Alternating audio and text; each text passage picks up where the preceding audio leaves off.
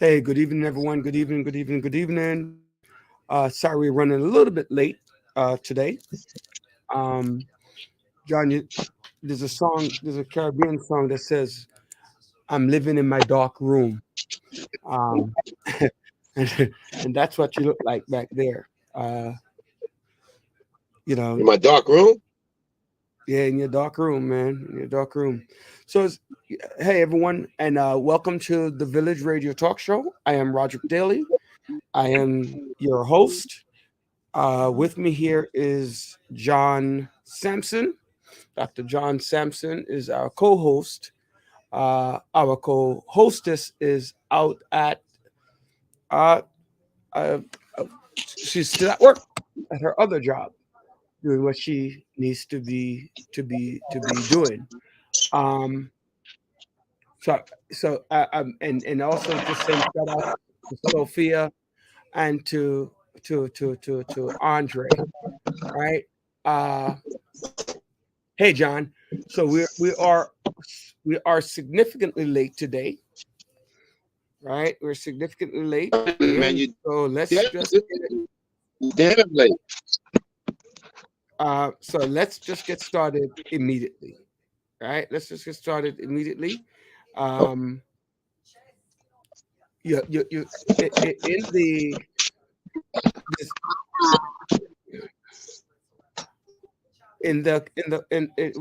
in the world of politics, John. Uh, Politics or two politics? politics. In the world of Right. politics, uh, uh, two things happened this week that leaving me scratching my head, right? Leaving me scratching What's my that? head. One, Chris Christie dropped out of the race, so he's no Okay. longer running. The former Chris Christie was the former governor of New Jersey, um, and he was a strong candidate. He was also part of Donald Trump's team um, when he got elected to the White House. Chris Christie was served as one of his great advisors, Right. right? And then he dislikes Donald Trump and decided, hey, I am going to run for president of the United States of America, Right. and and to hell with Donald Trump, Right. right? So and I don't know how important it is, but Judge Judy, popular icon on television, uh, decided that she's going to endorse um, Nikki Haley, right? And so we're going to break it down in a little bit, people. Uh, but I'll just give you just some kind of recap. And finally, Donald Trump has not been um, to a single debate, not even one, not even a half. He didn't go to any. And he is, oh, wait, he might have gone to the first one. I'm not a full 100 on He that. didn't go to any debates. He He didn't didn't go go to to no any, debates, man. right? He didn't And go to any debates. he's still the front runner. So the question becomes: are these debates even important? So let's tackle all of these things, No, you know John. what, Roger? One, debates are important to really to determine the views of your candidates. The issue here is it's not so much about Donald Trump. To me, it's the issue about the the Republican Party and their willingness to support an individual who is responsible for the deaths of other individuals because he would not acquiesce to a law You know, on one end, I think that should disqualify him from even running for president. But it just shows you the it just shows you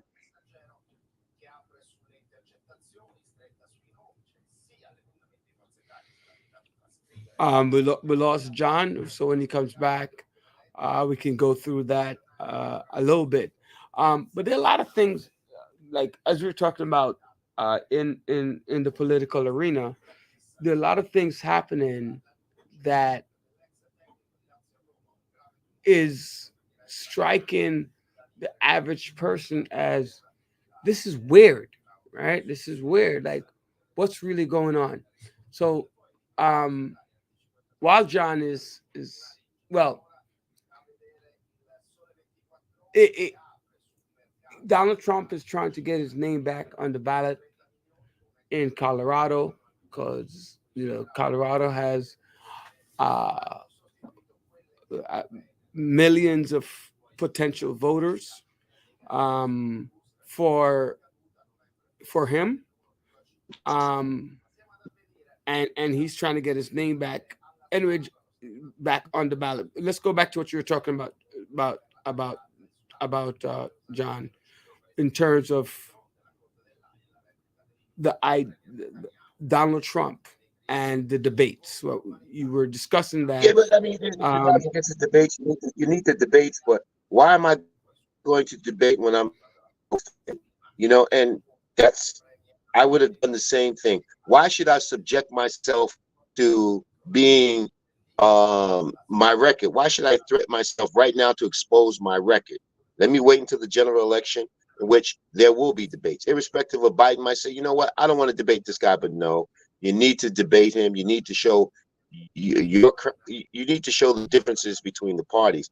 But it really comes down to it's just it's more like it's like a cult. Unfortunately, it's a cult it's a cult of the republic, of those individuals who support him, who see no wrong in this guy, which is unbelievable. Anyone else would have been disqualified to become a candidate, but it just shows you the polarization of this country. It's either you're far left or you're far right. There's nothing in the middle, and that is what is so scary.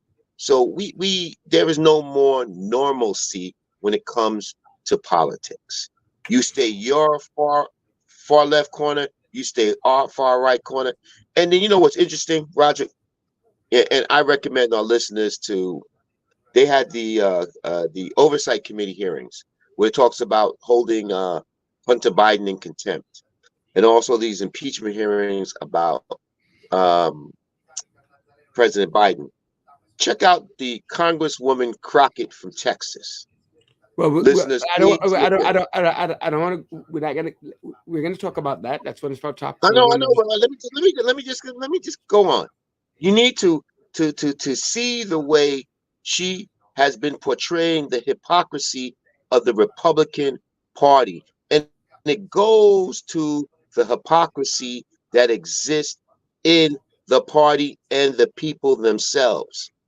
When you cannot determine what is right or wrong, and you base it just upon your political ideology that is being espoused by your preferred candidate, it just shows you how close-minded you are, but mostly unrealistic you are when it comes to the truth. To make a long story short, it's going to be Trump versus Biden. But Roderick, if you look at it, listeners, one thing it just shows me how weak our Democratic Party is. When Well, you have no, when you have a no, I'm listening. I'm president, listening. I'm a listening. person who has 95 counts leveled against him, in and out of court, has his lawyers trying to articulate to the DC appeals court that a president should have absolute immunity, meaning absolute power to do anything he wants to do, and it can only be brought up on charges once he is impeached and convicted. How unrealistic that is. So it just goes to how strong our Democratic Party. We have to recalibrate. We really do. The Democratic Party has to recalibrate. When we cannot justify that a substantial lead against someone who has so much baggage, it just shows you where we are with respect to the American people here in the United States of America. You know, let's talk about one thing, John, that you're not saying, and it's important for us to look at. It's morality. What is the moral fiber of us Americans? What is it? If you morality has left. Exactly. Morality has left the whole political spectrum. It has left it because people are concerned about their own self-aggrandizement. That's what it is. That's why, listeners, that's why you need term limits for these elected officials, because they have gotten to the point where they believe that they are in a political position for life. That is their life estate. We need to get and we're not going to speak the truth because you're so worried about being reelected that you can't. You see the truth, you know what the truth is, but you're afraid because you know what? I have my little piece of the pie. I may lose my power. I may become a normal citizen. Nobody's going to call me congressman. Nobody's going to call me senator no more, or governor, or mayor. That's what it's all about. In Congress, there needs to be term limits. I don't know if I like you, I believe in term limits for Congress and for the entire House, right? The House of for the entire House, right? However, I think that there's something immoral about the Democratic Party, right? There's something immoral about the Democratic Party in that we're so confused and so far left that we cannot be united. We can't be united on anything. We we blow with the wind. Oh, he didn't sit properly. I'm against him. Oh, he spoke too loudly. I'm against him. You know, we find reasons in the Democratic Party as a whole, not as an individual, right? And nobody speaks in nobody speaks in absolute, right? We're not speaking in absolute, but we find reasons to get rid of our candidates, our elected officials. We find reasons for the next man up, next woman up in our society. The Republican Party, on the other hand, for whatever it is, they don't look at the next person up. They say, who is our leader? And that's who we're standing behind. That's right. Who's our leader and who are we standing behind? Because we need for you to understand that this person is at the helm, good, bad, or ugly. He's our leader. So, as crappy as he or she might be, I'm following this person. And that's one of the things that we need. Like, again, the Democrats, right? The Democrats are quick to cancel you, right? If you speak for if you speak for anything, right? You're canceled if it offends this other person, right? I mean, I'm not talking about going out and insulting somebody. That's not what I'm saying. I'm not telling you to go out and insult somebody. But if you say, I think homosexuality is wrong, right? You say that, you're canceled, right? The Republicans are going to say, you know what? I agree with you. Homosexuality is wrong. Or Christianity is wrong. Okay, they're going to stand behind their party and say, you know what? Christianity is wrong. Okay? And if you can't speak freely as a Democrat. You cannot. Right? You cannot speak freely because you're going to be canceled. You can't be honest. So, and then the other part of it is, you know, being on the far left, right? When you're on the far left, you uh, um, I have no apologies. I believe in God, right? I believe in God and the importance of God. I would not apologize for that. But the Democrats, far left, oh, you offend John because John doesn't believe in God, and therefore, because John doesn't believe in God, we're gonna do. No, you can't cancel a culture. One thing that the most important thing that that you have to do is learn to respect others.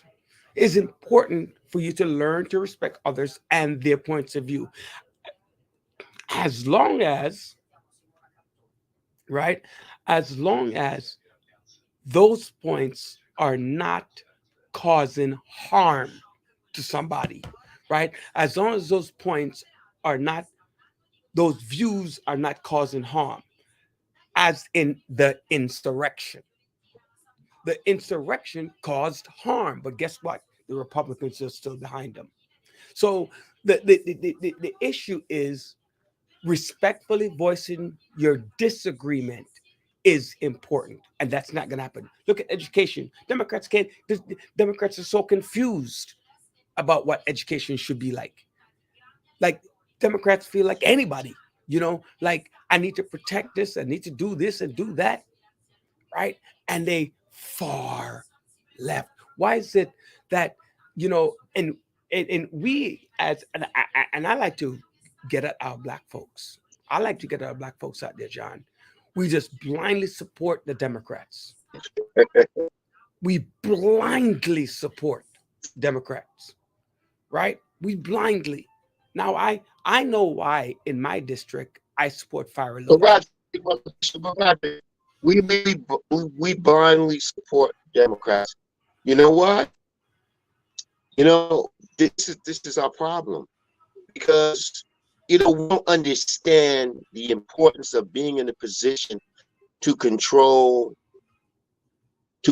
policies, right, that really have impact on people. Because the best example, Republicans understand what it is to control the city in power, so they can effectuate policies that can have an impact on a lifetime.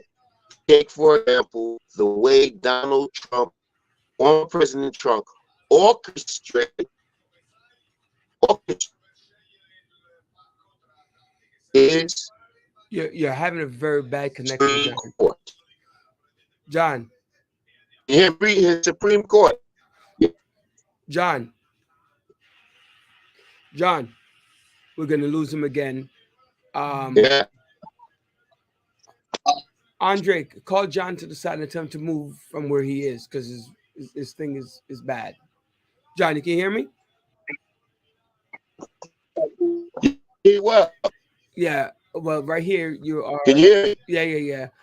Just first of all, I didn't do this. I said greetings to all of our listeners out there, all of our villagers. Thank you for joining us and subscribing to our YouTube channel. I see a lot of our YouTube people are on, so appreciate that.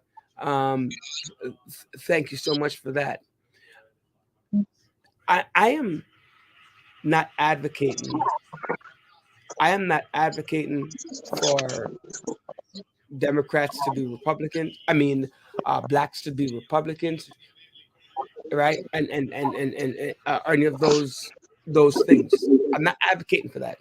I'm just saying that we should not, like, we go into the ballot box and we just go Democrat, right? So it's taken for granted that we do this now, right? Go ahead, Andre, with the break, and then come back with this thought. Go ahead, Andre.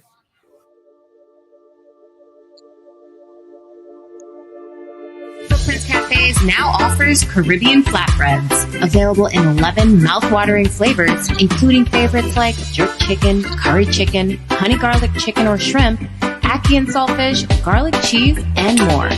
Our flatbreads are satisfying and can be enjoyed by the entire family. So make it a flatbread night at Footprints and enjoy the fusion of flavors.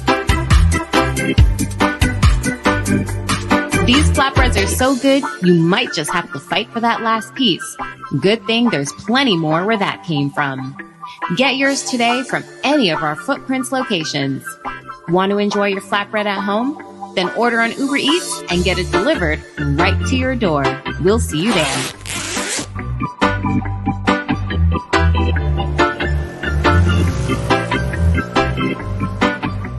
Call Howard Housing Solution today for all your real estate needs. Sellers, we can get top dollar for your home, and our vast network of professionals can facilitate your move and help you purchase your dream home in another state. Buyers, we have a pulse on the market and can get you in a home quickly.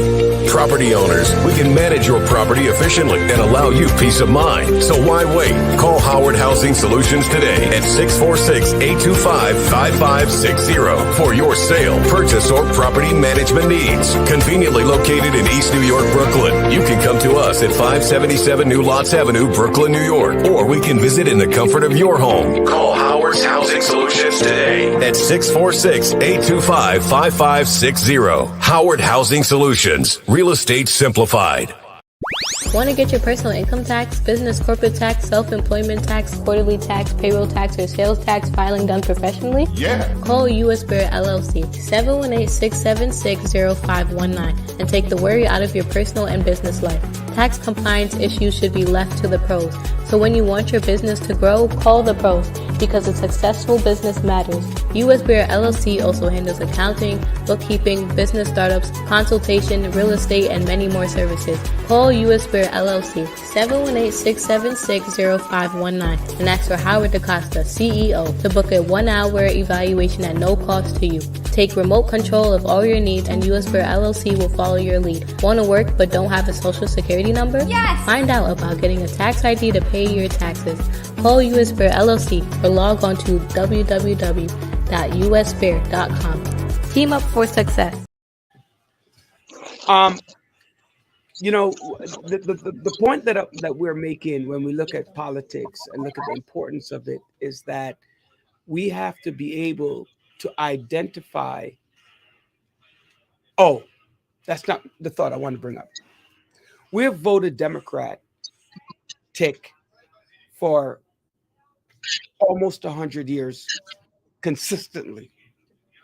Yet still, blacks are, and ladies and gentlemen, if you listen to the show, you hear me repeat this and you notice, blacks are the highest dropout rate. We can't get mortgages. We can't buy homes, right? We can't, right, afford the house and the picket fence, right? 2 children, house and picket fence, the American dream. But yet still, we consistently put these people in power. We have to challenge them. Donald Trump challenged the system, and that's why people voted for him. But we're not challenging our people. I'm not telling you not to vote for Biden, but I'm telling you to make sure that Biden provides access to wealth, access to generational wealth, right? Access to education so that we can graduate. We can, I'm at the hospital. I'm in the hospital, and I do this all the time, and I check it out, right? And whenever I come in, I see the doctors, right? In this current hospital that I'm in, I have not seen one black doctor. I haven't seen one, right? The nurses, I have not seen one black nurse in this hospital that I'm in, right? Not even one. But when I look at the housekeeping, when I look, we have these jobs, and kudos for getting the job is very important. But why is it that we're voting Democratic for a long time and we have not gotten the opportunity for great wealth? The statistic came out, and I spoke about this last week briefly, John, that we are dead last in our average median income. We're dead last. Right? We're dead last, but yet still we don't challenge the system. Why Well, is Roger, that? you can't, Roger. Let's don't blame the system. Let's It's don't not blame the just the system. system. Go ahead. You know, you're talking about the system you know what, Roger? You know what's the saying? I can give you the fish, or I can take you to the lake to teach you how to fish, so you can feed yourself for the rest of your life. Right. We as a people, you know what? We once we get the opportunities, we need to take advantage of them and then pass it along to someone else. We can't be selfish. So the system has created there's opportunity there, Roger. There's some of us who just don't take advantage of the opportunities. That's the But Roger. Is John, that what? the Hold on, question let me is finish, why? Roger. No, I'm, But I'm, that's I'm the asking. same. I'm saying the But why though. that's the same system that you and I both was there when we were growing up. So what's the difference? There was opportunities. We seized the opportunities. No matter how hard it was extremely hard, but we did what we had to do. So what I'm saying, it's a combination of things. Yes, it's the system, but it's not it's not the entire fault of the system, because one, we don't hold them accountable. Okay, there's a lot of Republican people who don't hold those Republicans accountable, but at the same time, they know if the opportunity is there, let's seize it and do what we have to do. We can't always think government's going to be there and help us do this and help us do that. The only thing we ask for government, just make sure everything is level. Give us a level playing field. We will do the rest. That's all we ask for. It, it's that. But that's the point of what I'm making, John. Oh, right. That's the point of what I'm making. That giving you the level like reparation, right? And they got rid of affirmative action. Uh, you, you, But you- why, Roger? But why do you think they did that? to Why do you keep think they got rid of affirmative action? Why do you think they're not talking about reparations? They want to talk. They don't want to talk. Why, Roderick? I Because don't know. You tell me. there's some of us who took advantage of the what the civil rights and the implementations of affirmative action had gave us. There's some, and the best example is that damn Clarence Thomas who sits on the Supreme Court. Mm. If it wasn't for affirmative action, if it wasn't for the civil rights movement, that man would never be a Supreme Court justice of the United States of America. However, he forgets from whence he comes. He does not provide the opportunity or encouragement for other people of color to pull themselves up from the bootstraps and do what they have to do. So, That's a valid point, right? Like I I got this opportunity. Don't know how I got the opportunity, or I pretend like I don't know. Um, I don't know how I got the opportunity, so I'm going to pretend and then move on and then strike you down. The crab in the barrel syndrome, of right? course, Uh, but is that the system's fault, Roger? That's not the system's fault. it is in a way, though, John, right? It is in a way the system's fault, right? Now, people always ask the Thanks system a that you're lot. Thanks a lot. Thanks a lot. I appreciate. right. Um, the system is still people, but it's an entrenched system that they're not challenging. Okay, all right. Let me go back. Everybody I, agree with me tonight, Roderick? let's go back and look at. I go back to this hospital that I'm at Sloan, right? And I was supposed to get this certain amount of insulin according to the doctor's prescription, right? The doctor scripted that I could only get this quantity versus that quantity, right? Guess what I said? This doesn't make sense, right? My sugar is 300 and you're telling me that you need to call the doctor and make a change. We are not willing to challenge the system. And the system, it's people, right? And so I need to make a change. Like how How you make a change, in your household, I make a change in my household, right? So you're challenging what they say that you need to do, right? And it's and this conversation is not it's not about black and white, right? It's not about black and white. It's not a racial conversation. It's about what are we doing to take advantage of that system. We just Well, Roger, we forget. Huh? We forget. Let me tell you a great example is if you look at what happened to the president at Harvard, the black woman, right? Yeah, Claudine Gay. Claudine Gay. You know, my thing is this: these institutions, we want to be the ivories. Who composes the board? What is the board composed of, my friend? Not like us. Exactly. So you know But what? but No, no, John, no, no, no. But uh-huh. you know what? But you know what? What's wrong with taking our talents to historically black colleges? To take our talents to those institutions, to buttress them and to make them stronger. You know, you have highly qualified people who've graduated from those institutions who are in positions, powerful positions throughout this country. What we have to get back to is get back to what got us where we are at. That was our tenacity to make sure that we are at the top of our game in whatever we do. We need to get hungry again. John, as you're saying that, I thought like as a family unit, because one thing is missing is a family unit. We don't have family units a lot in our communities, right?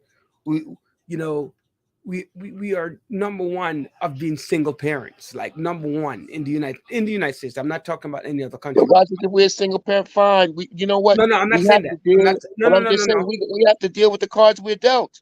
There's Hold no on. excuses. Wait, that's not what I'm saying. That's not what I'm saying. That's not even the point about that. But I'm bringing that up to say that you go back to the family structure, and within that family structure, whether you're a single family or you are two-parent household, right? A personal commitment to say, I'm going to do A, B, C, D, and E. Right. That personal commitment. And, right, you have to start with a personal commitment. And I mean, we started about the politics with the lack of, with the wishy-washy with the Democrat. But you start with education system. You start with the political system. You start with the healthcare system, right? You start with all of these different systems out there. Say, I'm going to make a personal commitment to do better, right? I'm going to be so like parents. You have to make sure that your statement to yourself is, my children have to be better than me. And I'm going to make a personal commitment to try to help them to be better than me. Right? That means that if I only made $50,000 a year, I want to make sure that my children make $100,000 a year, or I could work towards it. I'm saying you can't guarantee anything in life, right? Nothing is guaranteed, but the personal commitment will help to move us along. That's one. Challenging the system, number two, right? If it ain't right, it ain't right. Don't accept it. Don't accept anything. Three, stand behind your leader. Stand behind your leader. Okay. No. Let me interject on that. Okay. You know, and let me interject on that. Stand behind our leaders. And just because there may be errors or there may become policies that we may not like, does not mean we have to disavow those who are in power. And Exactly. and the perfect example, you know what pisses me off is, irrespective of whether you like the man or not, our mayor. Our mayor's doing all he can, you know. But for me to be reading in the New York Post and all those other outlets and people in our community talking about this is a one-term mayor, you know, I'm not going for that. You know what I'm saying? I am not going for that. He is one of us. He believes in our ideologies, but he can only deal with the hand that he has been dealt. And he's doing the best he can with it. Everybody can criticize and everybody can critique, but they're not in the position to do. We know what's going on with the migrants. Crime is going down. You know, especially, you know, everybody talks about the migrants. Anybody else in that position, Chicago's having the same problem. In Chicago, Colorado's having the same problem. You know, and it was ingenious what Abbott did. All our liberal friends talking about we want to be sanctuary cities. It's the same thing. You know, you got the liberals in Park Slope, you got the liberals in Brooklyn Heights. Everybody's gung ho except for when you start implementing those policies that Yep. have an impact in their own neighborhoods, and then it's always Absolutely. not in my. What's up, Big J? What's up? It's about time you come back from vacation, Jennifer Joseph. But that's what it is. You know what I'm saying? And it comes to the point where, you know what, we need to, irrespective of, we may disagree with some of the policies he may be implementing, but we need to stand by our mayor, because at the end of the day, like the Republicans do, when it comes down to putting policies together that have an impact that impacts the everyday New Yorkers, 9 times out of 10, those policies are going to be beneficial to us. And this is what's different between us and the Republicans. This is No, why Roe versus Wade got overturned, because they played the long game and we always play the short game. The minute somebody gets in trouble as a Democrat, the first thing the Democrats, oh, you got to resign. You got to resign. You have to leave. John, I just want to say one closing point to this topic because we have a few things that we need to discuss. And this is the following: too much selfishness in the Democratic Party. Correct. They, I agree with you. all right. It's you need to a policy for me. You need a policy for me, and not Hmm. looking at the overall concept. Like, you know, a lot of times people go, uh, okay, if I vote for you, what are you going to do for me? Right? And when I say to them, I'm going to work on schools, make sure that everybody has good education, that ain't got nothing to do with me. When I said I'm going to work on public safety, hire more police officers, fix the roads, they ain't got nothing to do with me. But they're not looking at the overall concept of better schools, mean that my community will be safer, because the higher the education is of an individual, is the less likely that they will commit nuisance crimes, right? Um, better roads means I don't have to worry about my car being damaged. But because they lack the ability to see the overall effect, they're looking, hey, they rather take $10 to vote for you, right? They'll vote for the next man for $10, but they're not going to vote for you because you didn't give them $10 in their Because hand. And Roger, the last thing, we have short-term memory. oh And man, we want definitely. immediate What gratification have you what have you done for me lately? in the last 2 minutes, right? I hated you all my life. I loved this person all my life, but this person gave me $1,000 to go to vote, and you didn't give me anything, so I'm going to go vote for that person for $1,000. Forgetting, because you know the impact of that person's work. You don't know the impact of this person's work, but because you can't see and have a vision. Just 30 seconds close up, John, so we can move on to the next topic.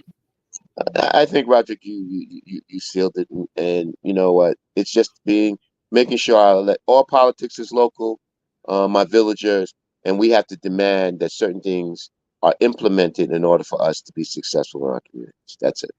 Right, absolutely. On Monday, January 15th, which is also very rare, but Dr. King's birthday will fall on a Monday. I'm sorry, the celebration of Dr. King's birthday will fall actually on his birthday. Dr. King, for just a little bit of history lesson, John, I know you know most of this anyway. Dr. King was a civil rights activist. He did a lot of things like the Montgomery bus boycott, sanitation workers, worked with helping unions, laborers, people to try to make themselves better. Overall impact. He was what we call passive aggressive, right? Passive He aggressive. was, and I think what MLK, Martin Luther King, Reverend Dr. Martin Luther King did was he not only raised the consciousness level of all people in this country. Because of him raising that conscious level, things were implemented that have an everlasting impact on those in the future. Dr. Martin Luther King was a true visionary, and he knew the only way we would deliver ourselves out of bondage, we had to raise our conscious level to understand the importance of what freedom meant.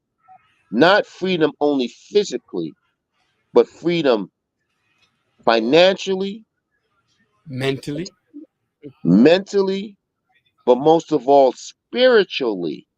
yes. Because it's that spirit, that faith, and that hope that will carry us through those dark times when we don't see, when it's so cloudy out there, there's so much fog out there, we can't see 1 inch in front of us, but we just have to move by faith. And what Dr. King taught us is we have to move by faith until we see the promised land. And that promised land is to ensure that everyone, you don't judge the person by the color of their skin, but the content of their character. And you know what? It's unfortunate that still has not resonated as much as it should have in this day and age, because we are still judging people not by the content of the character, but by the color of their skin. Yeah, just a little bit more background information. John Conyers, he tried to make it a holiday 4 days after his death in 1968, but was unsuccessful. They tried again under Jimmy Carter administration in 1979. It fell short by 5 votes. And then it finally made it and was passed in 1982 was the first, was it 82 or 86? 83 was the first it was the first recognized Martin Luther King Day, and then it became Who was the president that signed it? Was it Reagan? Reagan, huh? yeah. Yeah. Reagan. So all but 50 states, all but one state, South Carolina, Nikki Haley, agreed. That's why she didn't know about slavery. South Carolina, Nikki Haley state voted to make it a national paid holiday. You know, it's funny, John. Martin Luther King's Day, I say both that people should not, like I told my wife, you're not working on that holiday, right? You will not ever work on Martin Luther King's Day, right? She's like, but I got, no, you'll never work on Martin Luther King's Day. I believe that it's a dedicated day of service for everyone, right? Dedicated day of service, a dedicated day of recognizing an issue that you're willing to fight for, fight with, fight against. But Roger, Right? but you no. I disagree. Every day is a day of service. Every No, day, that's not. but But but this is the problem because it's just not one day. Martin no, Luther Josh, King or that's not. Black History Month I is love don't these celebrate it conversations, one right? month. I love this conversation because, like Mother's Day, you should recognize your mother every day. Father's, we agree, right? If you don't show your father appreciation, you don't show your mother, you don't show your wife, you don't show your kids appreciation every day. It doesn't. The one day That one won't day don't mean nothing if you show me don't mean anything, appreciation. right? But I'm Exactly right. saying it's an emphasis, right? See, that's the difference, right? It's an emphasis on a reflection. Maybe And that's what it should be. It should be a reflection of what we should be doing the rest what we of did, the time. or what we That's what did it and should need be. to improve It should upon. be a pause. You know, it's just like God sits you down. And it's that time where we have to sit down and realize the impact of what we do, who we do it with, and Mhm. how we need to improve and provide for others. That's what it's about. Yes, and I love it. I'll be at I'll be at Alliance Tabernacle on Sunday, the 14th, God's willing, to celebrate uh, the memory of this great man. You know, I used to love John. I don't know if you, uh, Paul Witherspoon, I think his name was, and he played. This was a they made a movie about Martin Luther King, and he played it back in the 80s. Oh yeah. Uh-huh. Martin Luther. I had the opportunity to meet Martin Luther King the third and Bernice King. I think that's one son, one daughter. So I had the opportunity to speak to them, and they're profound. I mean, they're not their dad, and sometimes people want them to live up to the expectation of, your father, and you just can't. But they try and they do the best they can. I also went down to a few places that he visited, including I remember he did the fight for the girls that were they burnt the church, I believe what it was. Look, was that What- no? That wasn't Arkansas, was it? The Arkansas? No, it wasn't. I forgot Yeah, where it was. it's the Arkansas Six, right? The six little black girls who wanted to go to school and they weren't able And to. that was it. But the one where they burnt down the church, what was No, that? that was in Georgia. I was in That Alabama. was I in don't remember which Georgia. state I went to, but if somebody who's watching can fill me in on that. So I went there, saw the impact. You see the impact of his work. Martin Luther King, John, Main Street, uh, Lincoln, Washington, and Martin. Right? Those four names. I think like almost every city I've been to, I've seen. Hey, Maureen, how you doing? Hi, Michelle. Paul Winfield. Yes, that's the name. Sanji. Um, every state, almost every city, major city that I've been to across the United States have a Martin Luther King Jr. Boulevard, and I love to see that, right? Because it tells us the impact. And so my question to everybody is, what is your impact? What is your impact? Right? What is your impact on society? Now, am I expecting you to be Martin? No. Right? But Martin became Martin because there were other people who had a vision like Martin and was doing that work and helping him along.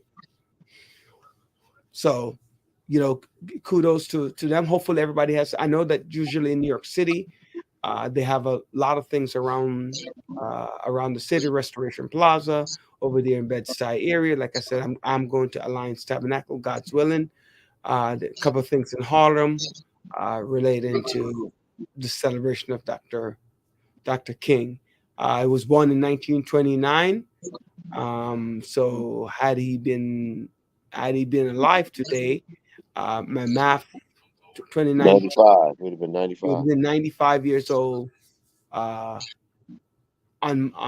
Monday coming.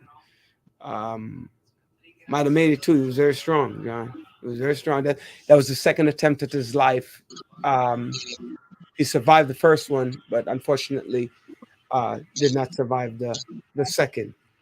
So and it just goes back to the political discourse and the rhetoric that exists, that led to the death of Reverend Dr. Martin Luther King. And it's just the discourse and the rhetoric today that leads to such polarization, which also led to that insurrection in which a couple of people died. So, we look at Martin Luther King Day. That should just be a day of just pausing for a moment and reflecting upon where you're at, where you're going to go. But most of all, once you get where you're supposed to be, how are you going to go back and bring someone else along? And pass it along, bring them along. Start that chain of opportunity. And that's what Martin Luther King gave us. He gave us that chain of faith and hope that we had to continue to fighting through the daggone storm, the tsunami that existed politically in this country to prevent people of color from achieving what is rightfully theirs. That is the opportunity to be successful in life, feed your family, and give them an opportunity to be successful in their lives moving forward. Yeah, I think that these are all good points. There's nothing to say after that. Richard, hey Gary, what's going on? Long time I called you, I didn't get you back. Brandon, hey Brandon, always love to see you, Brandon. Always love to see you. Jennifer, I'm still waiting for my food. Tanisha, hey, what's going on? All right. So I want to move to. I don't want to talk about DeSantis and Haley anymore. Let's talk about this for a second. So I'm torn. So the facts of the case. Oh, let's go back. Last week, before I bring this. No, actually, I'll stay with it. Eddie Bernice Johnson, right? She died, I believe, December 30th. In a home. She was left in her thesis, according to her family, for over an hour. Right? Issues with nursing homes. Right? I had an aunt who I felt nursing home was negligent. However, what I didn't like in the case is how they portrayed that so the family's suing, right? The family's suing the nursing home for medical negligence, right? What I didn't like was they will drop it depending on the payment of the lawsuit. I didn't like that, right? I felt like it. You mean their family would drop their case upon the payment of a lawsuit? Yeah, like, so in other words, like what P. Diddy and whatever that young lady's name is, you sign, you settle, right? You settle. Right. So depending on the settlement, they'll drop the case. Right. To me, I was torn. You had a woman who had a legacy, a 60-year legacy of community activism. She was in Congress, got elected in 1992 until her retirement in 2020. Yes. Right. And the work that she had done to be tarnished, right?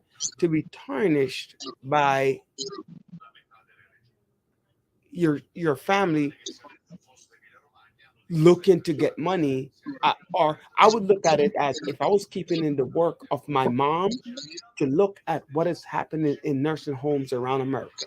Well, Roger, why can't you do both? I don't. But that's not what we got. right? I don't know if, and again, How do you know but that, the Roger? article, hold on for a second, right? The article portrayed, now it could be, remember, we're getting news like everybody else, right? Exactly, my So friend. the article portrayed this, right? And did they just want to emphasize that this black family was just after money? Or maybe the article, who wrote the article, don't care about the nursing homes and what's happening in the nursing homes. Remember when COVID happened? That Who is the nurse, author of the article, and what is their angle? right? That's That's a what good it is. question, What's right? their angle? Right? He said, right? And remember, in the nursing home, Fox News, by the way. So that tells you something there as well. That maybe it is Fox News' angle to portray the family as a bunch of greedy black folks, African Americans, right? That's their. um, Come on. I don't Let's trust talk Fox about News, somebody else. Come on. We right? know what they're. We know what they're not But reputable. They're not fair and balanced. They don't want to look at both sides. They view America in one lens, and that is the Fox News lens. Conservative, ultra conservative, MAGA. That's how they review. That's how they view America. my point in bringing this up, one, our condolences out to the family, and also to recognize Eddie Bernice Johnson for her work in Right. Texas, in her community. Right. Right. But also for me to recognize, like I told you, I have an aunt that I felt the nursing home was negligent in her care, Right. right? Um, and I look back at COVID, right? When COVID just hit, the Hmm. people in nursing homes were dropping like flies, True. True. right? So there's Mhm. something going on. Why? I don't know. When are we going to take the opportunity to look at, if John, we paved the way, our parents paved the way, we need to be taking care of those people who paved the way for us. And if this is true, that she's in her feces for over an hour, right? That is But ridiculous. Roger, but like I said, she's not the only one. So Exactly. it's more of the plight of nursing homes and those who are in them, the accountability that exists.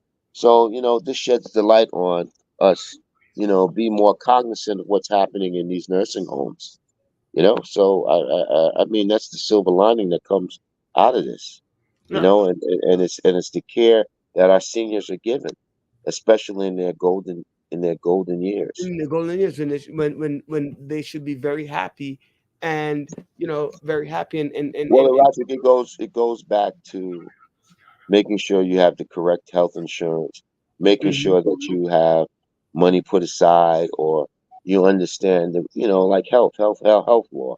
It's very important that you understand those Yeah. ramifications. And um which that brings back to what Biden is trying to do, uh, with the Obamacare, trying to establish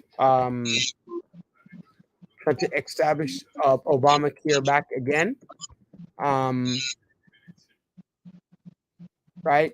Uh, this this happened again this week. Right, He signed up at healthcare. Uh, well, also remind people that you need to sign up for your healthcare, um, yeah, health insurance right. benefits, and double check it by next week, next week Hmm. Monday. But Joe Biden went back and looked at Obamacare, and he signed it into law. Right.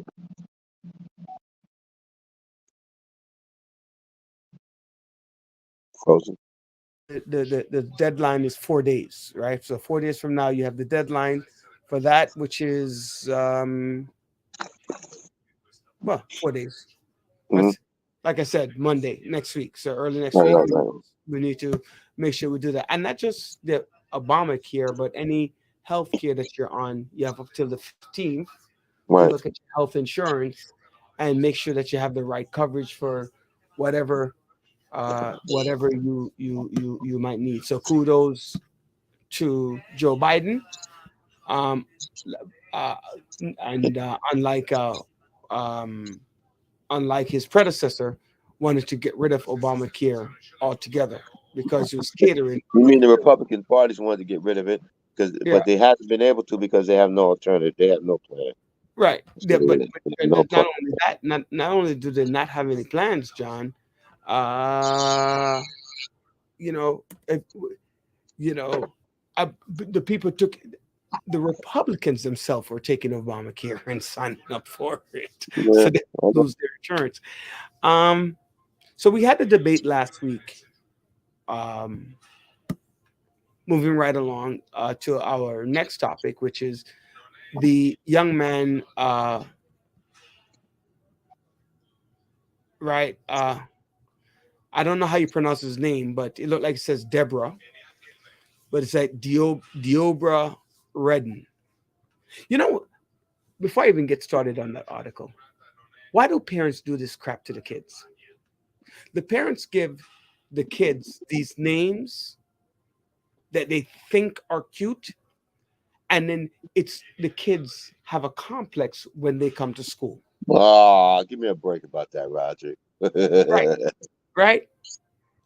No, I mean, you know how many kids I see, they get into fight, they get angry with the teacher, That ain't got nothing to do with their name, man, except who you are, and just keep moving it on. No, man. but don't make no excuses for that. When you're young, when you're young, right? Kids are making fun of you. That's not. You know how many times I heard that snapback? That's not my name. Well, there's an A in your name. I've never heard an A being silent. Since when an A was silent? You know, that kind of crap. Right. Oh, it's not, you should not. How would I know that the A is silent? Oh my God. That reminds me of a joke, but we don't have time for that today. But anyway, so Deobra, hopefully I'm pronouncing his name right, Redden, the man that was caught on video attacking the judge at his sentences and hearing last week. You mean Superman? Yeah. I can fly over the bench. You know? So Redden was reportedly charged with attempted murder. So what he did was, it's funny because my wife and I had to give her kudos today. When we were having this conversation, she goes, "That's attempted murder. That's attempted." I'm like, Garcia, that's not attempted murder. That's all that. Most that can be is aggravated assault, right? But they charge him with attempted murder. They charge him with attempted murder, and the rest stated that Redden told officers after that he attempted to kill the judge and that he was having a bad day. Right, the 30-year-old attacked the Clark County judge, Mary Kay, last week during a sentencing for a separate felony battery. He was sentenced Monday to go up to 4 years in prison for that charge. Right? He was sent back to jail on a $54,000 bail on charges in connection with the attack. Right, on the judge, right? Redden's battery charge in connection with a baseball bat attack on a person last year was initially an assault charge that was reduced through a plea deal, right? Now, I was having this debate. With people, and John, some of the things that people came up with, I just didn't get. Like what? You know, you don't know if the previous charges were false, right? You don't know if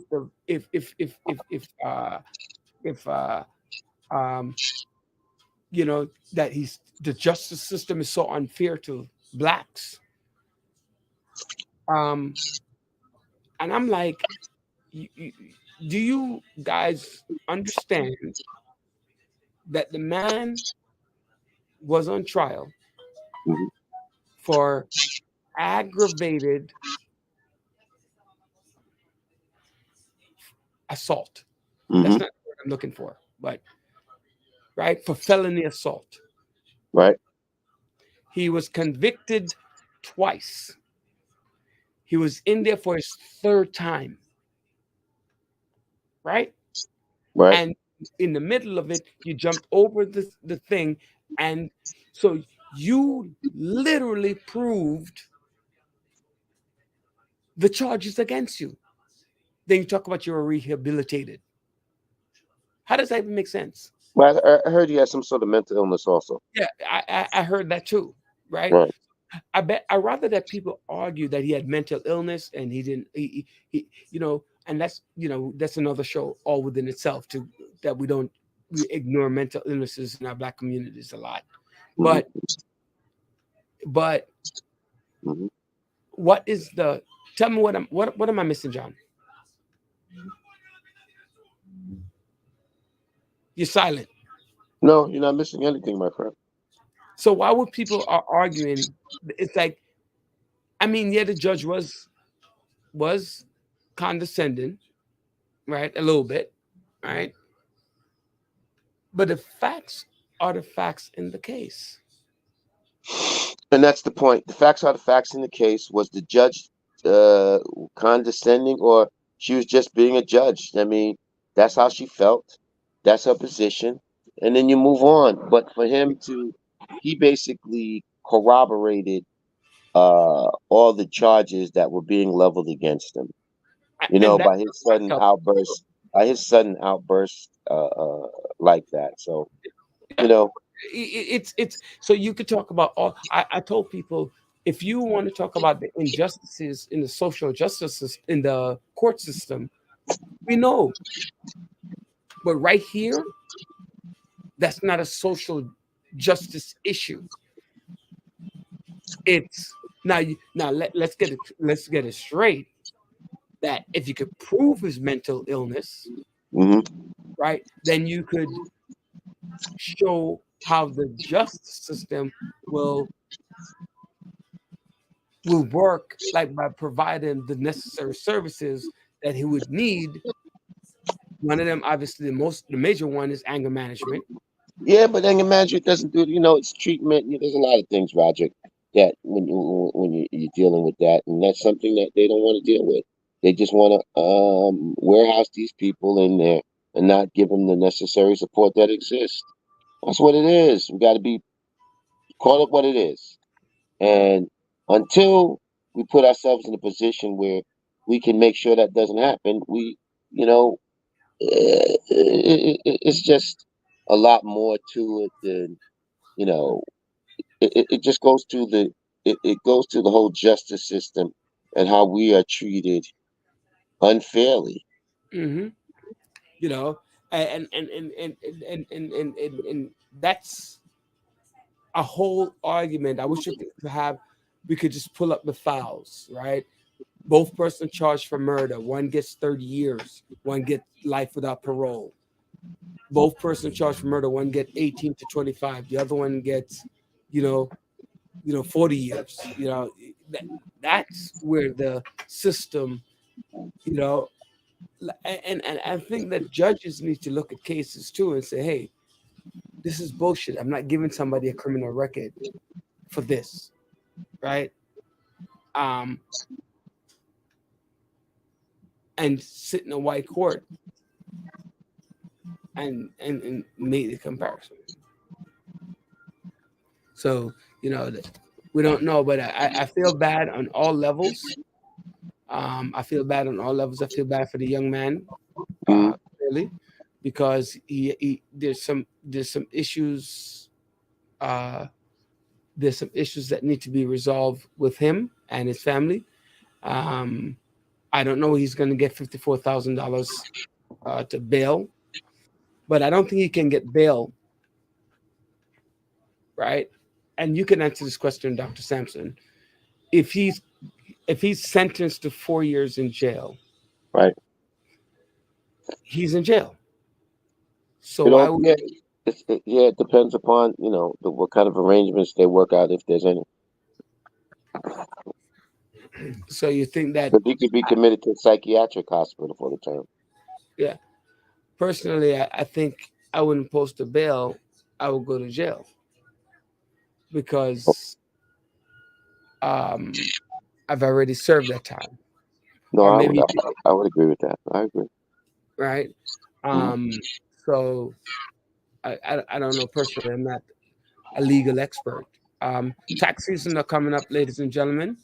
Howard Housing Solution, and also if you need your taxes done, you can always reach out and get it done. Get your W-2 from work. Get your finances in order.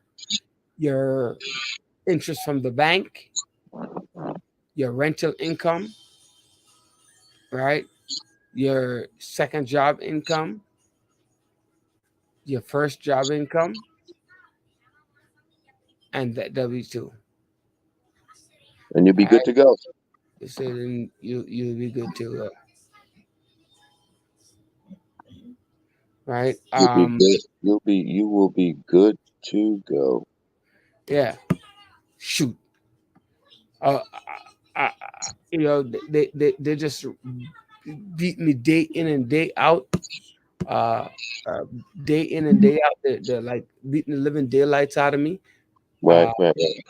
Owing money, man. Money and taxes. That's it's absurd. People, America will get you for your taxes. Find you. Yo, John, you know that sometimes the charges, the fees and the fines for late filing or for not paying is sometimes greater than the taxes that you didn't pay. Isn't that some crap? I tell a story, right? And I think this is like crazy, but I guess I'll just ask. But I think it's crazy. What's that? The government gave this person money, right? And take care, Dr. Sanji. Hey, Celia. Hey, Annette. How are you? Your comment. Happy New Year. Yes, Happy New Year to you as well.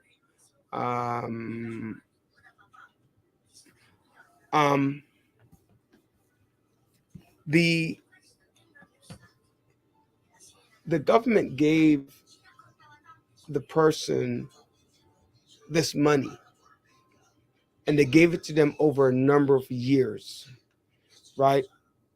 It gave it to them over a number of years, right? And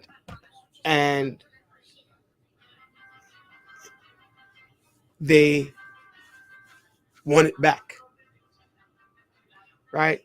Now, I was thinking about this, and I had another conversation with somebody, and somebody else heard the conversation and made a comment. The person didn't pay mortgage for 10 years, and they should have enough money to buy another house because they didn't pay mortgage. I think that's a very interesting question. How many of us out there would actually, and the reason I'm bringing it up is I was talking to a couple of people who say they should have kept the money to the side. Well, one, if you don't know that you're getting the money and it's not your money, you're going to spend it because it's your money, right? But two, how many of us who you're not paying your mortgage actually take the mortgage money and put it to the side? How many of us actually do that? You take the money. So let's say you didn't pay this month's mortgage or something happened. You actually take that $3,000, put it to the side, right? You didn't pay next month's mortgage, you fight with the bank. So you take that $6,000, $9,000, $10,000, and take that money and put it in the bank. How many of you actually save that? I don't think any of us would do that. Right? So it's unrealistic because I know I'm not going to do it. I don't know about you, John. Right? But if I'm not paying, if 3 months, okay, I put the money away. But after 4 months, I'm not paying the mortgage. 5 months, and nobody's coming after me. 6 months, I'm not saving that money. I'm going to use that money for other things. So the person's like, oh, the person should have saved the 10-year, those 10 years of not paying, of living rent free. But that's, it's unrealistic to expect that people to pay back a large sum of money that you were getting or that you were not using to say, I'm going to allocate it and save it someplace else. That makes no sense. Roderick, I don't know. The bottom line is discipline, because when the time comes, when the time comes for the payment and you don't have it, what are you going to do, man? It's just like I remember when we had tenants doing rent strikes, right? And the tenants were supposed to put their money aside. And when we resolved the case, you might now pay, instead of paying the full amount, you might pay 50% on the dollar. So that means if you saved all your money like you were supposed to, you would only need half to be made whole again. But a lot of people didn't do, like you said, things come up, but it's about discipline, It's about discipline. It's about discipline that you have to have. And that's another thing. It puts us behind the 8 ball. And this is what we talk about, financial literacy, us being prepared for this discipline in our finances. And that's something that we really need. That's another discussion that we need to have. Discipline with respect to our finances. Yeah, and we don't. The pie. I talk about the pie. Hey, my wife gave me some good news, right? Not good news like that, but interesting. Remember how we used to, I haven't done it in a while, but talk about the finances piece and say invest in the stocks and stuff. Remember that? Right. One of the stocks that I pushed, right? I wonder if I could pull up the old file. I don't know. Andre, see if you can pull up the old file of the stocks. When I was pushing it during COVID in 2020, right? When I was pushing the COVID in 2020, right, it was like $100-something. That stock is now right. $500-something per share. Damn. Nvidia. Right? Nvidia. And I'm like, dang. So if people had placed money in Bitcoin, Nvidia, and a couple other stocks that I mentioned, right, they would have made a killing. 4 stocks that have made a killing. The Nvidia, Tesla, Microsoft, and Apple. Right? Who said I got Nvidia? Oh, nice. I'm glad you got it. How many shares did you get? Right? How many shares did you get? Yeah. The stocks are going, like right now, because of what's going on with the Boeing 737, a couple of crashes. That stock, right? They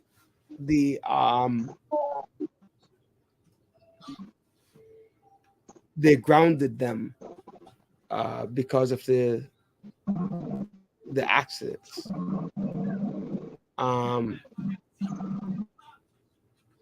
So that means that it's basically say that if you are making the right investments, you will go very far. And one thing I tell you, please it's the beginning of the year. Beginning of the year, ladies and gentlemen. Right? Make a commitment to cut out 1 cup of coffee or 3 cups. Make your own coffee at home. Invest in a coffee pot. Happy New Year, Sherry. How are you? Right? Invest in a coffee pot. Remember, right? That's something. Buy some sandwich meat, right? Cook enough so you have lunch the next day. Okay, just some helpful that I can tell you that we support this advice, right? I'm not telling you where to invest your money. You need to get a financial advisor and have a conversation. Does your job have a 401k? Can I afford to go up on my 401k? Now, remember, when you're teaching your kids, you, John, we can't be going in there and putting 50% of our paycheck, 401k, because then we can't pay for the mortgage, right? But True. But a kid who still lives at home with you can put 50%. They make a lot of money. True. Get a whole life insurance now, right? Get a whole life insurance now. Okay, I see two of the books I would recommend: Rich Dad, Poor Dad, and Tax-Free Wealth. Yes, those are two good books. Get a whole life insurance. Get a whole life insurance on your kids.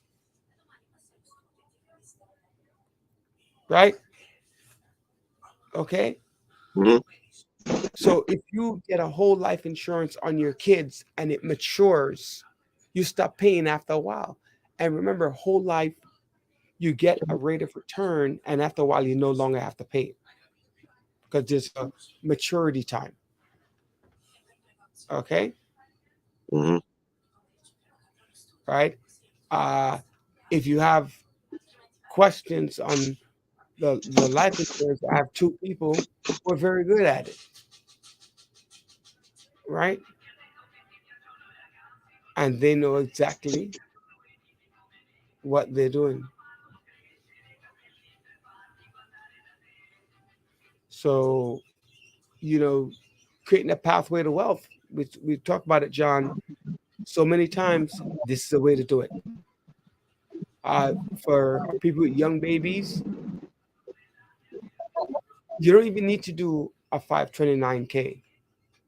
Right? American Express right now is offering a 5.25% APY. Right?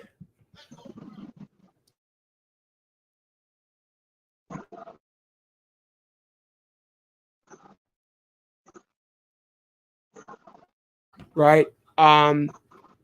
They have the deal where you get 5.25% on your American Express on APY on an IRA. 5.25%. That's a lot of money, dog. Right? If you know what you put in. It is. Huh? Right. You understand? And they have it like over a certain number of years. You put $10,000 in there right now, and you have a 5-year-old kid. That $10,000 pretty much can come close to paying for at least 1 year of college, full. And depending if they get scholarships and financial aid, you might pay for more than 1 year of college. Might even get into graduate school, right? So that investment is important. You're not a day trader, right? You're not a day trader. You don't have to understand fully the stock market. And, don't do what most people do because they believe in passbook savings. Don't check on your money every day, man, every hour. Like I know people, they get up, they'll be like, how much money did I make today? I'm like, but you're not a day trader. Why are you worried about every day? Are you planning to long take it term? out? Yeah, for long term. Yeah, for long. Long term. Yeah, that's exactly correct. You're in there for the long term. See what needs, right? What needs to happen, right? It's important, right? It's important that speak it into existence. Okay, I just thought I brought that up, John, because I remember having a conversation.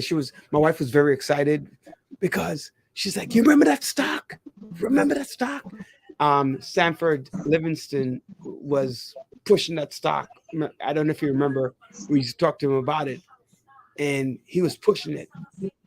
There are a couple others in there that I haven't looked. Like I said, I have not looked at the list in about a year, if not more. So that's friendly advice, right? What's the new hot thing? I was telling somebody, I think so many people play Roblox right now that if it's on the market, I would invest early, right? But like all games, they fade, right? Like all games, they fade. So that's something that you might want to watch. What's your limit? What's your goal? What's the price of each stock that you're gonna have, that you're gonna raise money off, right? So it's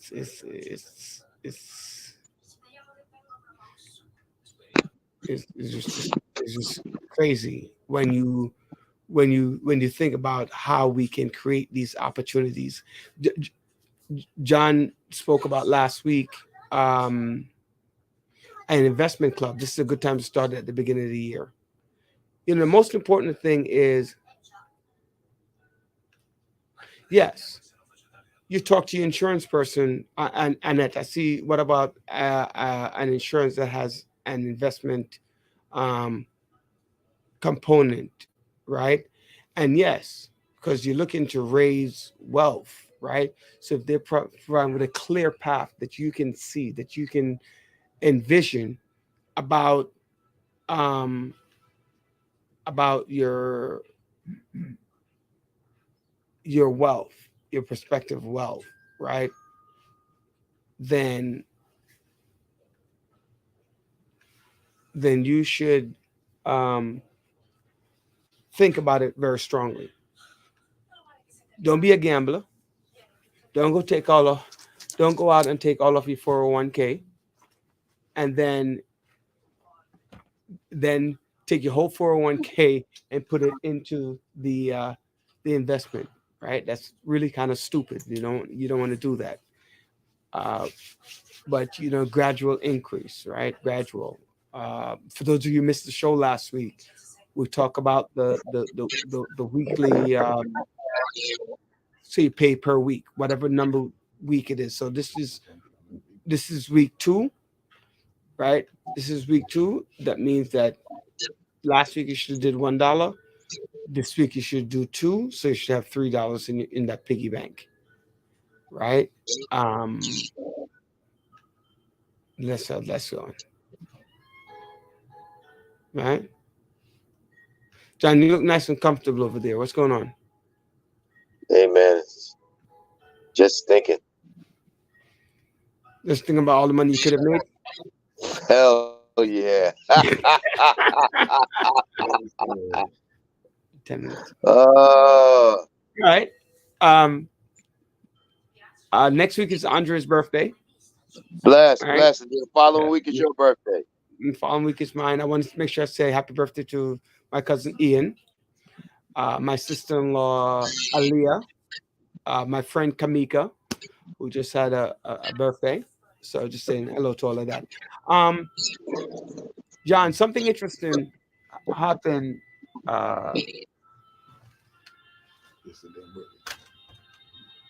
January 10th. Oh yeah, that's right.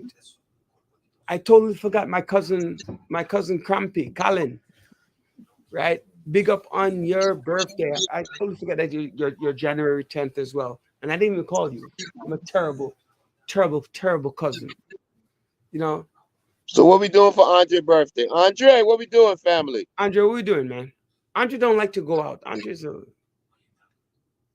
That's why he got a lot of money. Yeah, Andre's like, he's hiding today. What's going on with Andre? Relax and be thankful. That's Andre. That's a crock of shit, man. What are you gonna do for your birthday?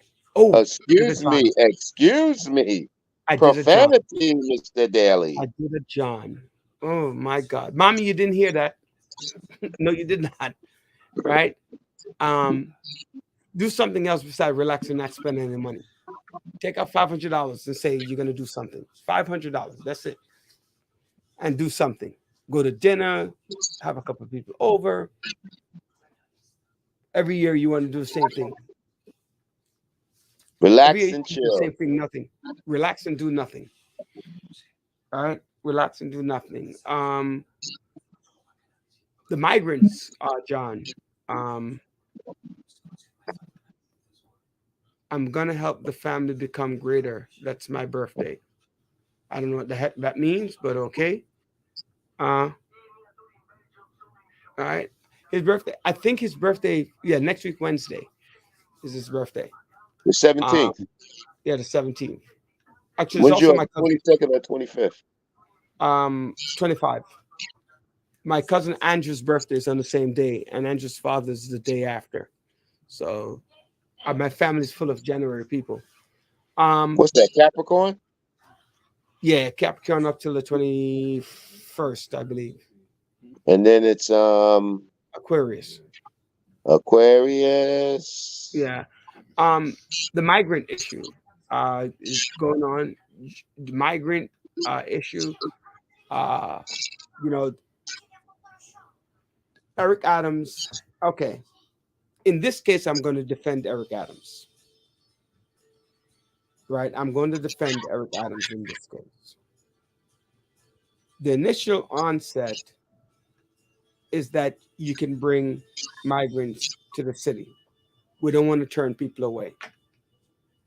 So he opened up the city for the migrants.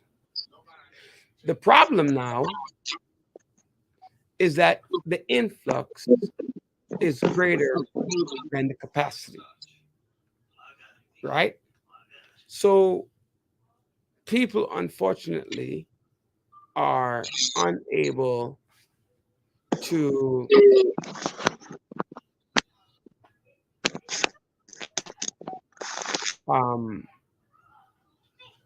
do maneuvering,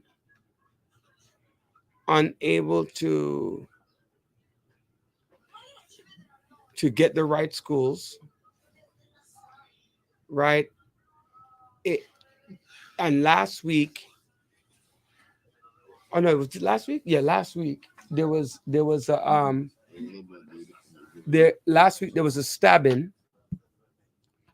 Right, there was a stabbing at the immigrants at the shelter where the migrants were staying. That's scary, right? That's scary. That's one of those scary things that people don't want to know, that now they're committing murders, right? Because I already don't want you here, right? I already don't want you here. And now that you're here, you're causing my crime rate to go up in my city. So that's a problem, right? But now he's making the argument and the fight that the influx, 2,000 migrants per day sometimes, right, is unsustainable. Because there is no, we have the physical space, as in New York City is a very large state, and he has acres, thousands and thousands of acres. And it would be okay for all of them to come. Here's the reality. The reality is, one is too costly, and we say this all the time on the show, but there is no physical space. Physical space. There's no housing. There was an emergency at James Madison High School in Brooklyn, New York, where they had to, they either had to close school or place their students in a separate area after the flooding, so that the migrants could have stayed at the school, right? Depriving our students, it's a clear path, right, of the opportunity for education. And our students, I already said from the beginning of the show, students of color are at the bottom of the list. So we need every day, right? Every day, every hour of our education. So we need to do our fair share, right?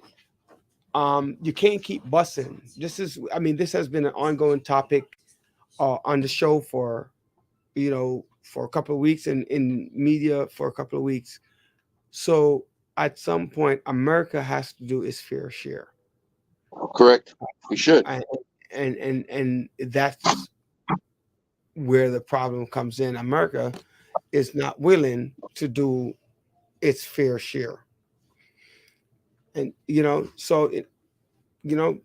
I actually following the path that Eric is taking, and yeah. But hey, when are you gonna? Because I said yes, my brother can live here, and his wife. My brother now needs to know that he comes, his wife came. Now you want to bring your cousin, your other brother, right? That's not what we agreed to. So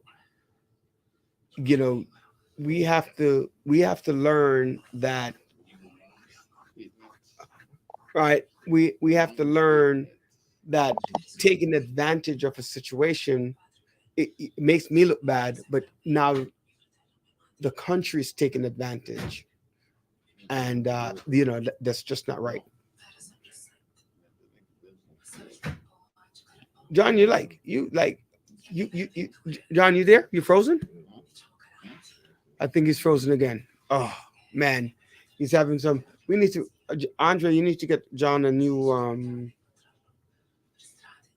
a new uh, a new device for when the phone gets to him. Right there he goes. He's back.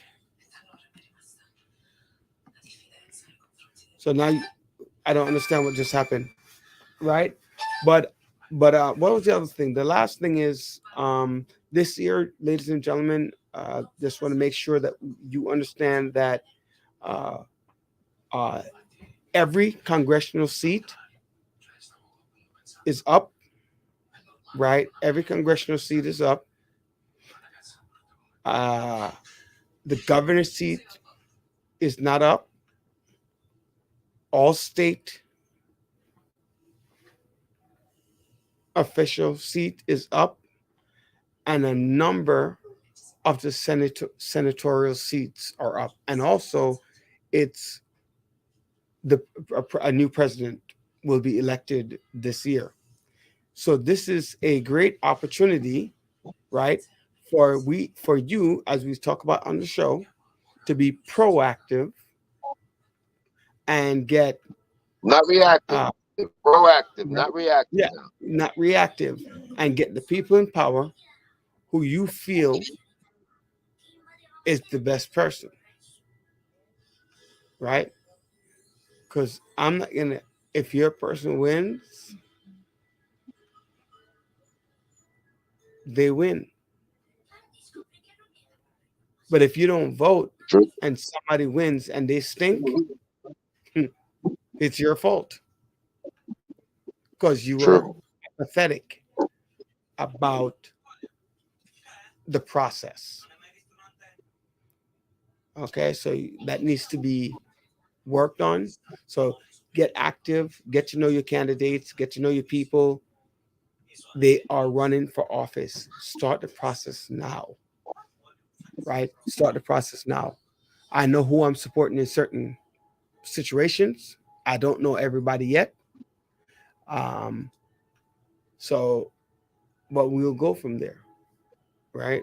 We're going from there, and stop making make sure that your vote counts. Your vote counts. Not even only count, Roger, but make sure you stay involved and you ask questions. You ask these candidates the questions that you want to hear.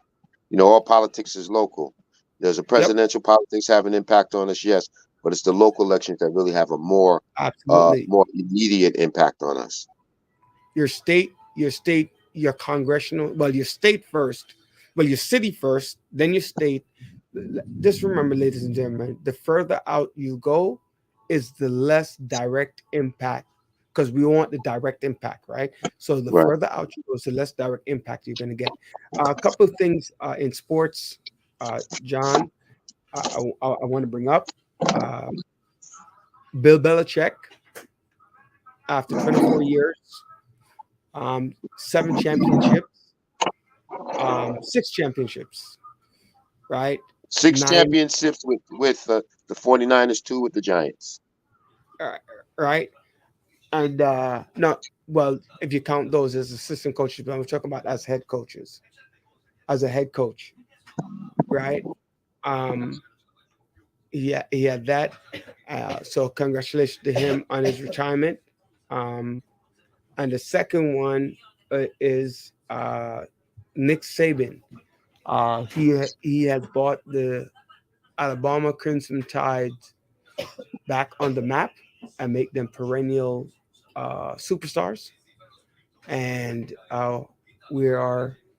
he is just retired. So congratulations to him.